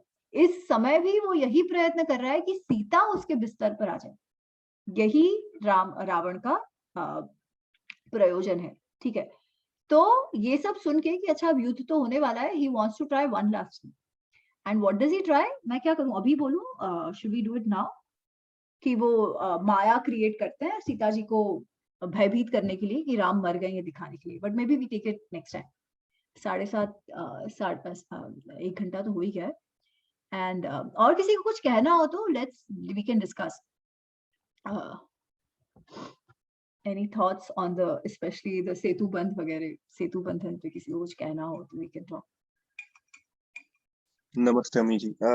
I wanted to add one thing कि interestingly normally कोई अगर shortest distance देखेंगे तो it will be a straight line, right? From जहाँ से point A to point B. लेकिन एक जो आपने बताया ना scientifically कैसे ये लोग करते हैं, तो they make a sinusoidal shape of the bridge so that जो waves है ना जो ocean के, that would be not affecting the stability of the bridge. Otherwise अगर straight line बनाया ना तो it will be obstructed and it will be washed away. लेकिन sinusoidal बनाने से it is supportive, like naturally it is kind of, even if waves जो उनसे उससे टकराएंगे bridge से, but it will still not be in the full force. I mean it will be जैसे हम लोग नहीं aerodynamic shape बनाते हैं plane के लिए, so that it can fly with minimum resistance. That way they did that. So that is also very interesting कि उन्होंने ऐसे straight पूरा bridge नहीं बना दिया. They made it sinusoidal. It's pretty interesting. Because जब मैं सोच रहा था तो they need a binding material, right? Like 5 दिन में अगर ब्रिज बनना है, they need a binding material. सुखाने का तो कोई स्कोप ही नहीं है इतने शॉर्ट टाइम में इतना बड़ा bridge. But with these kind of interlocking and arrangements, they were able to overcome even that challenge, which is very interesting. In fact, ये जो interlocking की बात कर रहे हो, if you see a lot of these पुराने मंदिर जो है ना, वो सारे interlocking mechanism से ही हुए हैं, and वो इतने मजबूत रहे हैं कि आज भी खड़े हैं वो. And you see that not just here, Indonesia में जो पुराने 1000 वर्षों पहले के जो बोरोबुदुर और प्रबंधन मंदिर जो है, तो they are trying to reconstruct them, पर उनके जो ruins हैं वो सारे interlocking mechanism के ही हैं, पत्थरों से ही करे हुए. Right, and there is no like कोई ऐसा नहीं है कि कोई नेल्स से जॉइन किया या फिर रिवेटिंग किया या तो फिर कोई बाइंडिंग मटेरियल नहीं, ऐसा कुछ नहीं है. It's just like placing the rocks such that they are firm and in that place forever. हाँ, they might have used, जैसे इसमें लिखा है ना, they had सूत्र वगैरह, धागे कपड़े वगैरह थे, वो बांधने के लिए भी उपयोग करा होगा. It might be different because केवल पत्थर नहीं थे ना, झाड़ वाड़ भी उन्होंने यूज किया हुआ है उसके इसके फोर्टिफिकेशन के लिए. तो yeah. And on the other side, there is a temple which I used to visit. उन्होंने एक ऐसे टैंक सा बनाया था, मतलब they were presenting, मतलब they said they were rocks, coral reefs की तरह थे. They were actually floating on water, and actually I've seen those, and they are real stones. It's not something made up. No, they could have. That's not my point. Yeah, let's not digress. That's not my point. My point is Valmiki Ramayana में actually सेतु बंधन दिया हुआ है. तो जो बाकी कहानी है, जो राम जी का नाम लेके पत्थर वाली कहानी है, वो वाल्मीकि रामायण से नहीं है. ठीक है, there might be certain stones who float, but then the point is, are these stones strong enough जिसपे पूरी सेना की सेना चली जाए? है ना? तो let's not confuse the two. Let's be very clear what we are talking. Sure, there must be something that float.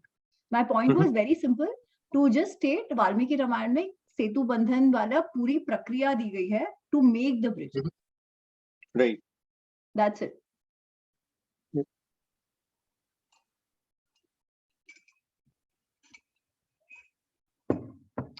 Anything else? Anita जी, इस पे आपको कुछ कहना है, स्पेशली इसमें रामचरितमानस में कैसे दिया हुआ है? नमस्ते सभी को. रामचरितमानस में तो वही है, राम जी का नाम लेकर पत्थर फेंक रहे थे, वही है. लेकिन नल नील को स्पेशली बुलाया गया और उनके ये जो बताया गया कि हाँ वो जानकार है पुल बनाने की, ये वाली बात है रामचरितमानस में. अच्छा, ओके.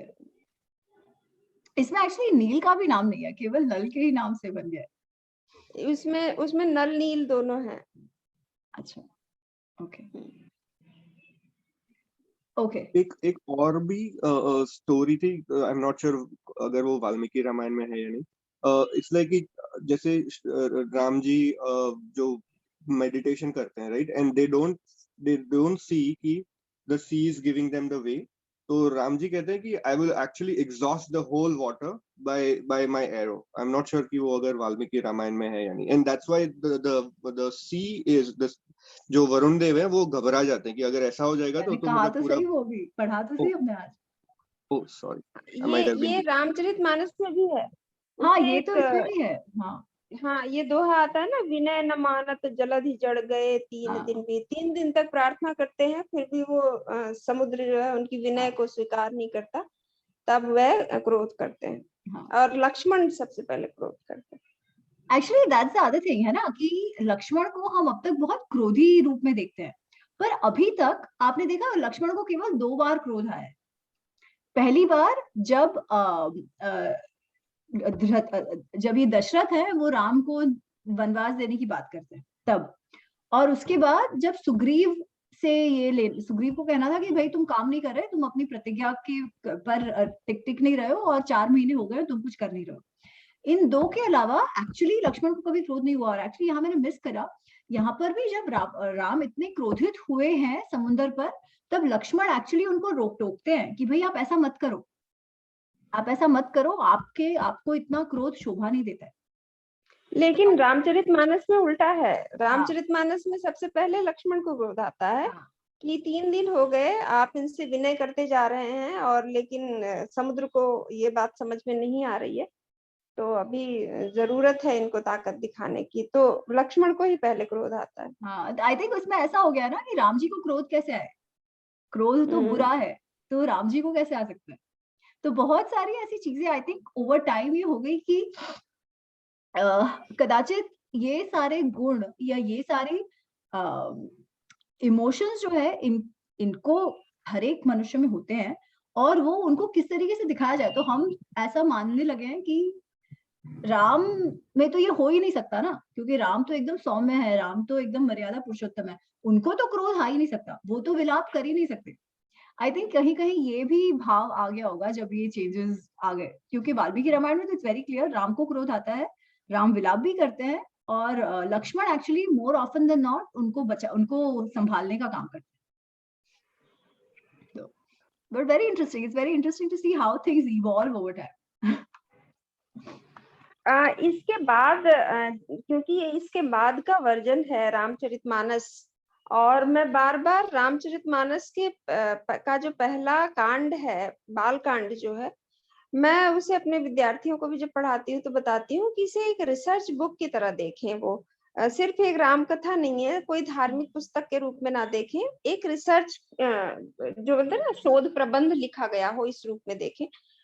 आपको आश्चर्य होगा कि आज का जो ये मेथड बताया जाता है, रिसर्च मेथोडोलॉजी, रेफरेंसिंग स्टाइल और भी बहुत सारी चीजें, तुलसी ने बालकांड के शुरू के करीब 100 जो दोहे हैं, दोहे से मेरा मतलब बीच में चौपाइयां भी आ रही हैं ना, 100 नंबर दोहों पे दिया गया होता है, लगभग 100 दोहों तक वो पूरा उन्होंने वो शोध अपना प्रविधि बताई है। तो ये बड़ा इंटरेस्टिंग है उसमें कि, और वो ये कहते हैं कि मैं कोई ये नई बात नहीं कहने जा रहा हूँ। उसमें है ना, नाना पुराण निगमागम सम्मत क्वचिदान्योऽपि, मतलब ऐसा नहीं है मैं कुछ कह रहा हूँ, ये सब तमाम पुराणों में आगम निगम जितने हैं, वेदों वेदों में सब में कहा गया है। मैं उसी बात को भाषा में निबद्ध करने जा रहा हूँ। भाषा से मतलब है हिंदी। हाँ, ओ वाओ।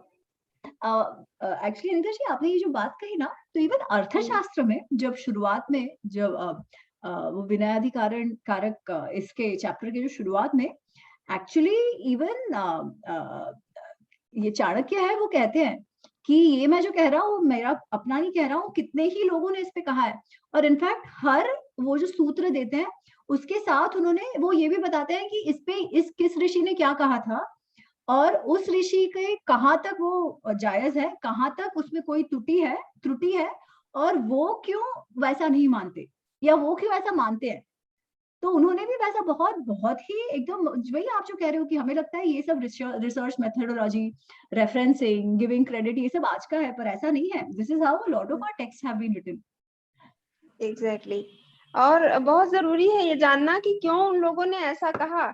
उन्होंने मतलब अगर आज के लोग जैसे होता है ना साइंटिफिक रिसर्च कैसे लिखे जाए, क्या है होता है ना कि ऐसे लिखना है आपको, उन लोगों ने पेज नंबर नहीं दिया है. उन लोगों ने मतलब अगर कोई ऐसा कहता है भाई उस समय तो श्रुति था, सब कुछ श्रुति और स्मृति था, तो वो कैसे पेज नंबर देते.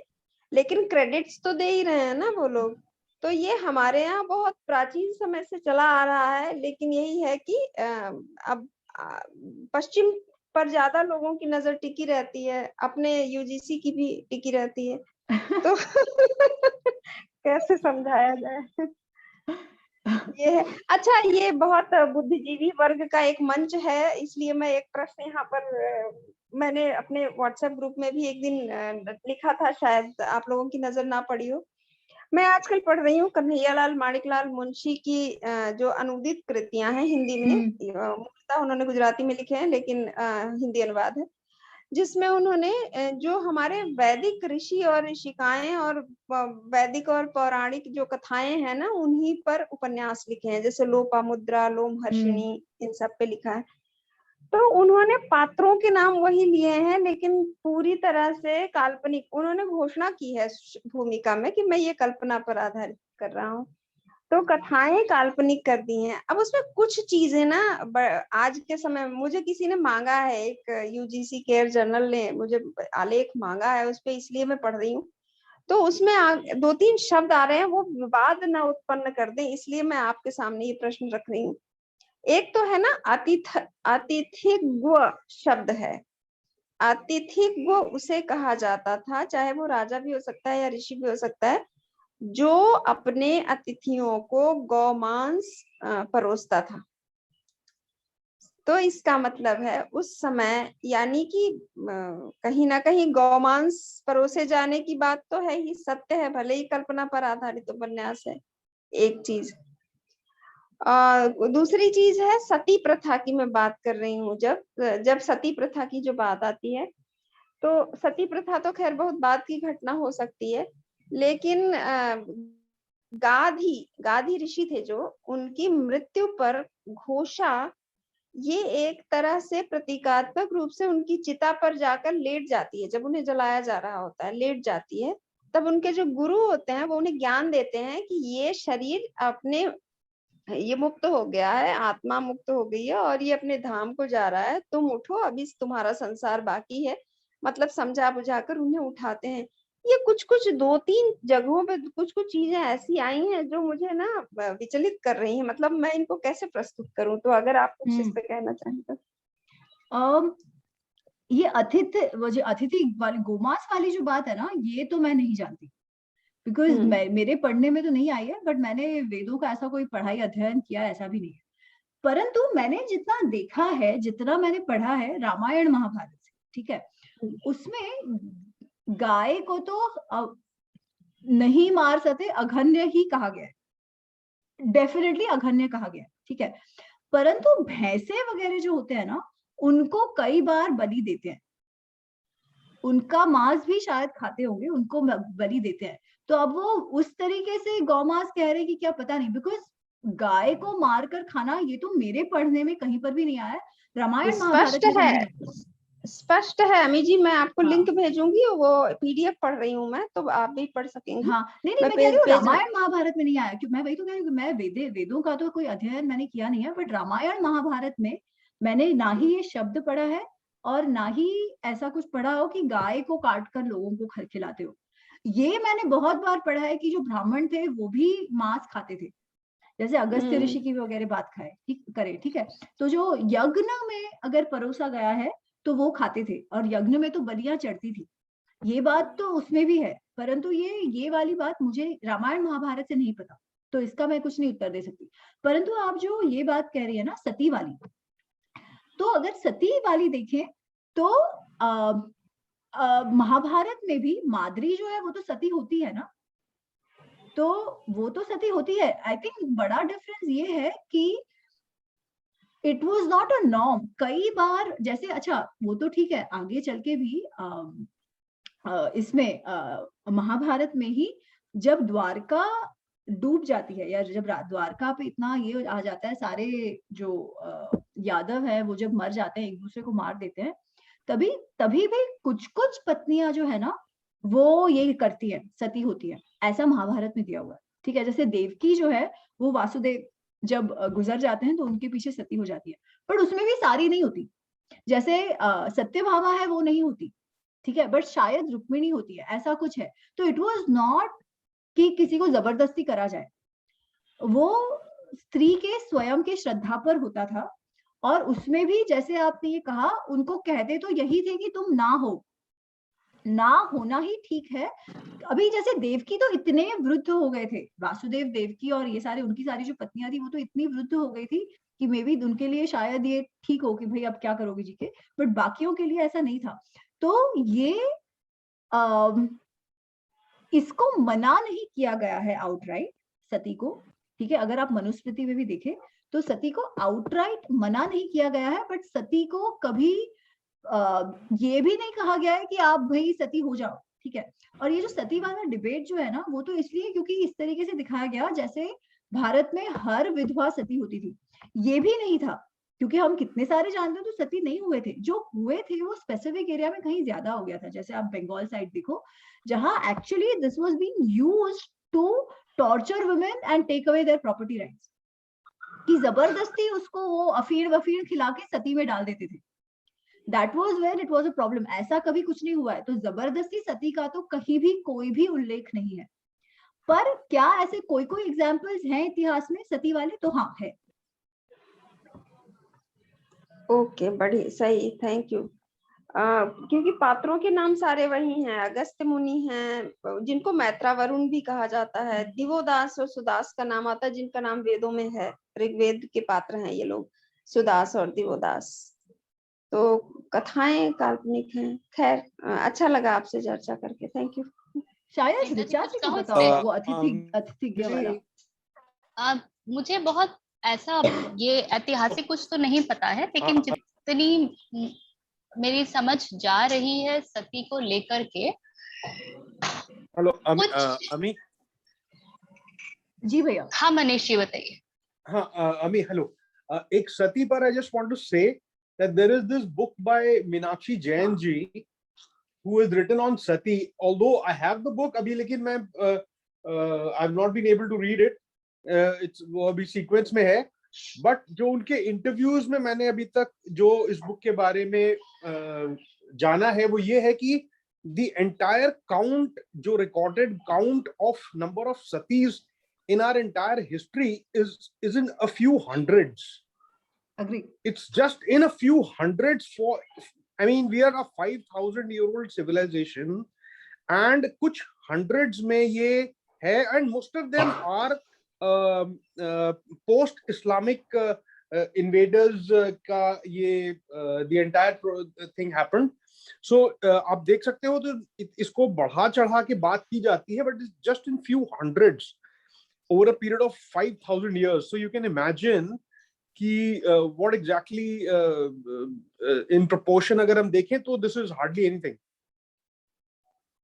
हाँ, मनीष जी, आप ये जो कह रहे हैं ना इस्लामिक इन्वेजन के बाद का, ये तो बहुत लोग लिख रहे हैं कि इसके बाद ही सती प्रथा आरंभ होती है। मैंने प्रश्न मेरे मन में इसीलिए आया क्योंकि वो वैदिक कथा को लेकर जो उपन्यास लिखा गया है उसमें सती की बात कही जा रही है, वो शब्द का इस्तेमाल किया जा रहा है। तो प्रश्न यही है कि क्या उस समय भी होता था? मेरी आवाज आ रही है क्या? ये देखिए you have to take it in a different sense that firstly it was not forced, जैसे कि अभी बताया गया, and secondly वो एक पत्नी थी जो कि पति के बाद अपना शरीर त्यागना चाहती थी अपना, तो this has to be taken in that sense कि it was a willful own this thing कि जिस तरह से लोग शरीर त्याग देते हैं, तो this is the way it has to be taken. बाकी जब मैं ये बुक पढ़ूंगा पूरा तो maybe I'll know better, but yes, it happened at that time also, but it was very rare. It was not that कि ये सिर्फ पोस्ट इस्लामिक है, पहले भी होता था, लेकिन very rare and willful of their own volition, अपनी मर्जी से करते थे। Yes, thank you. अच्छा, मैं कुछ कहूँ इसके ऊपर? जी जी ऋचा जी हाँ। बोलिए। इधर जो मैंने अभी ऋतु विद्या पढ़ा ना, तो उसमें एक बात, जब क्योंकि फीमेल फिजियोलॉजी जो पूरा सिस्टम जो चलता, जो तंत्र है, उसके विषय में काफी चर्चा हुई, और उसपे एक बात ये उजागर हुई कि अगर आप पुरातन काल में देखेंगे तो स्त्रियों के लिए जो गुरु होते थे वो अक्सर उनके पति ही हुआ करते थे, और वहीं से शब्द स्वामी भी आ जाता है।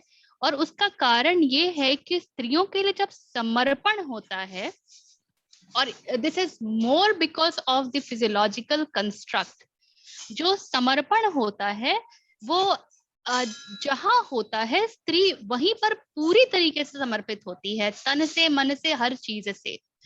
अब इस चीज को अगर मैं रिलेट करूं, and this is totally my own mental construct, जो मैं बोल रही हूँ हो सकता है उसमें तथ्य ना हो, तो अगर मैं इस चीज को रिलेट करूं कि सती क्या था, तो सती जो शब्द है वो तो आ रहा है सत्य से, और कुछ ऐसे रिश्ते संभवतः थे जहां पर जो पति पत्नी थे, जो ऋषि या उनकी पत्नियां थी या इस प्रकार के थे, वहां पर पति के जीवन के साथ पत्नी का जीवन इस प्रकार बंधा हुआ था कि पत्नी का अपना कोई अस्तित्व ही नहीं है, समर्पण उस पराकाष्ठा पर था।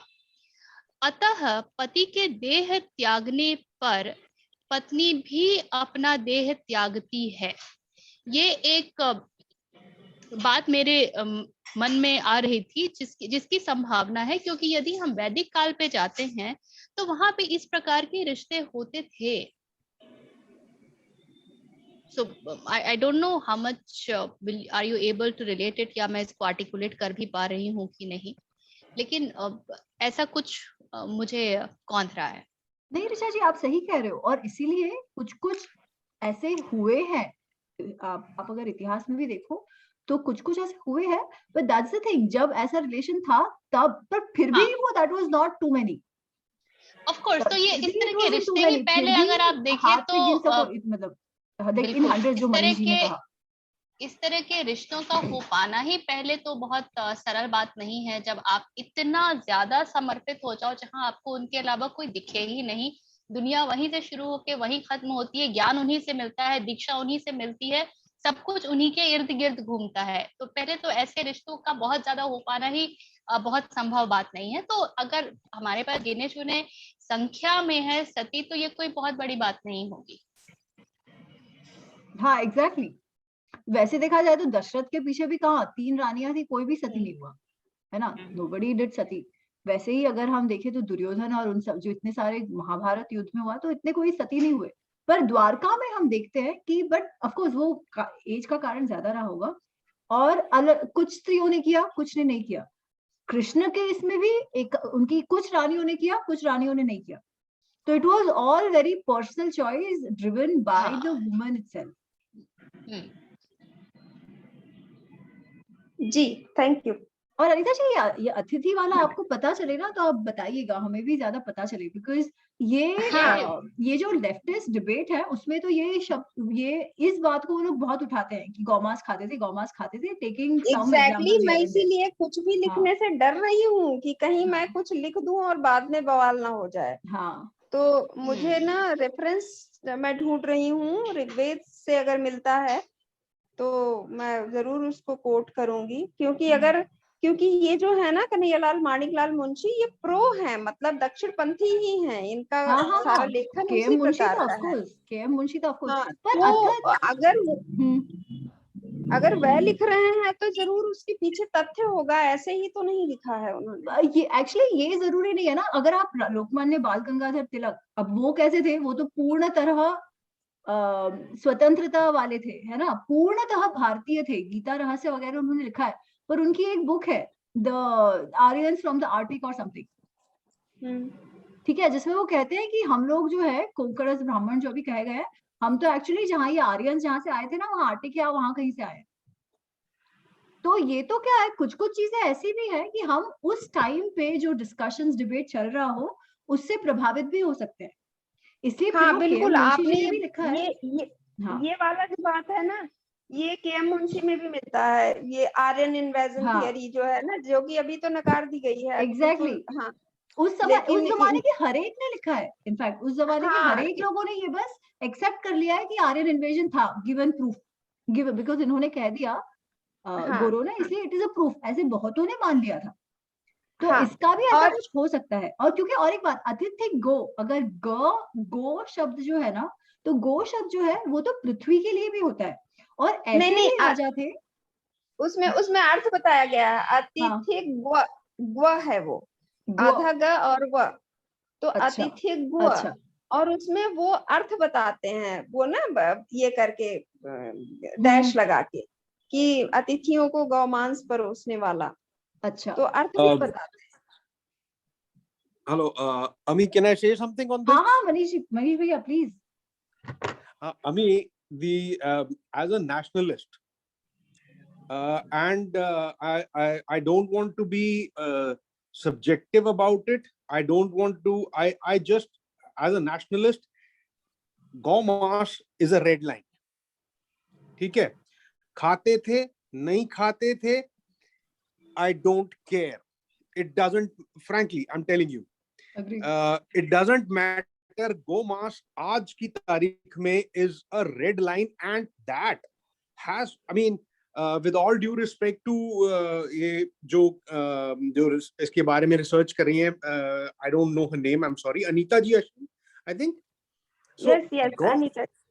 Yes yes Anita, I this is my personal belief कि we have to create a narrative, और narrative जो उसमें ये है कि गौ मांस has to be a red line, beef has, हाँ आप कह रहे हो कि बफलो का वो सब, that is all acceptable, but गौ मांस has to be the red line, irrespective of whatever happened or not happened.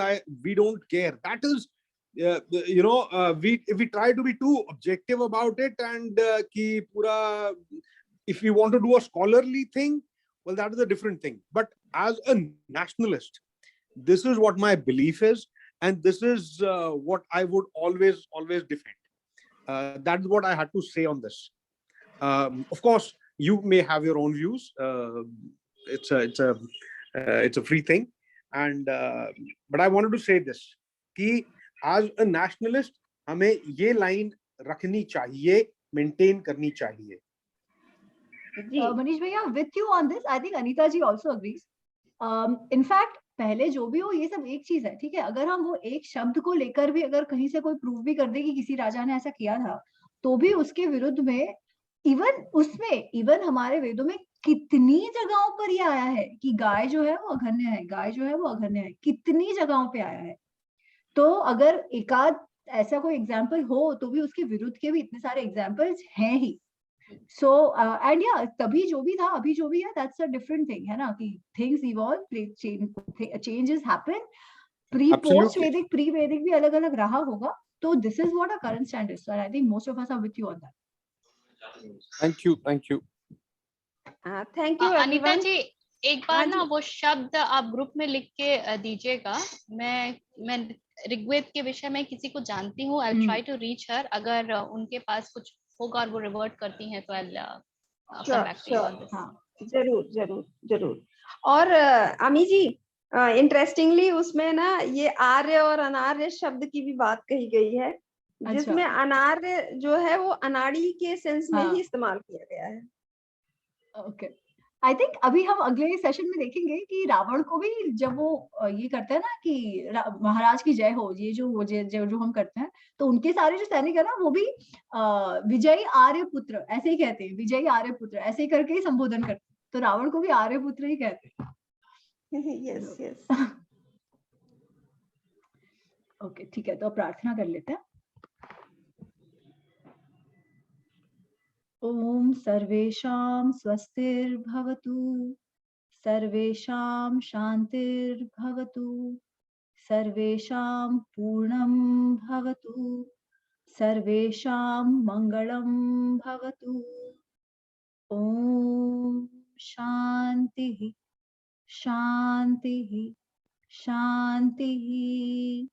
हरिः ओम। एक ओमकार का चैंट करेंगे, deep inhale and chant Om as you exhale. Om.